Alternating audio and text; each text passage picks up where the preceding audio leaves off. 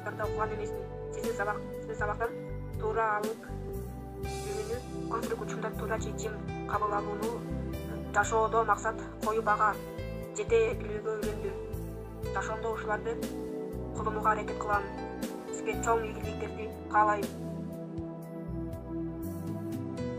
Ушундай сабактарга катышкан досторума дагы сунуштайм. Саламатсыз эже, сиз берген билимиңизге рахмат. Мен көп нерселерди үйрөндүм жана таасир алдым. Сизге ден соолук, ишиңизге ийгилик каалайм. Сизге ыраазымын. Дагы көптөгөн балдарды окуттук. Жүрө бериңиз. Аллах ыраазы болсун. Саламатсызбы Чынар эже? Рахмат сизге. Мен өзүмө пайдалуу нерселерди алдым да сабактан. Рахмат сизге. Сабактар жакты.